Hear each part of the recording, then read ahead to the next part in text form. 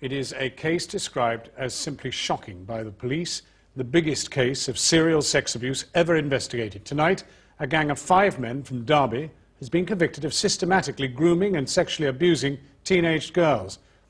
The leaders of the gang are said to be Abid Mohammed Sadiq and Mohammed Rahman Liaquat, both married with children. This CCTV footage shows their gang preying on young girls on a street in Derby. These girls walked away, but another 26 came forward to say they'd been the victims, the youngest of whom was 12. Many of the victims were given alcohol or drugs before being forced to have sex in cars, rented houses or hotels across the Midlands. One girl described a sexual assault involving at least 8 men. 13 men were charged in relation to the case known as Operation Retriever. 9 have been convicted of offences ranging from rape to false imprisonment. Well, we're joined now live from Nottingham by Sheila Taylor from Safe and Sound, an organisation that's worked in partnership with Derbyshire Police, helping young people at risk of sexual exploitation. Can I just ask you, first of all, Sheila Taylor, does it all begin online? No, it didn't begin online. This is a pattern of grooming that we see across the UK, and with our negotiation with Derbyshire Police we managed to get them to understand what it looked like, and then when they saw it within their cases were able to investigate it, and we came out with this result.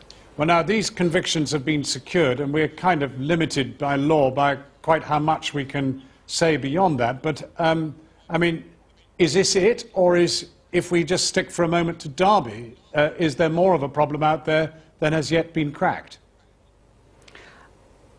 The number of young people that are known to our project, this is just a small number. Sexual exploitation is more prevalent than people understand. And what about nationally? Well, nationally, we've just done a survey. Part of my role is chair of the National Working Group for Children and Young People Sexually Exploited, and we've just done a survey of our projects, and 53 projects told us that last year they had 4,206 referrals made to them. Now that's a substantial amount of young people, but represents less than, well, I don't know, a quarter of our local authorities don't have dedicated responses. So. And the young women and the girls who were caught up in Operation Retriever, what's been the effect of this appalling activity upon them? Well, it's devastating.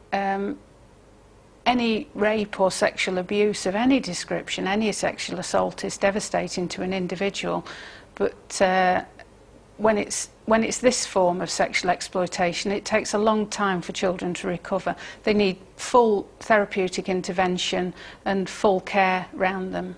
And to what extent does this case encourage you to believe, because this is after all the largest case of its kind ever, encourage you to believe that this is now a serious priority and will secure more arrests?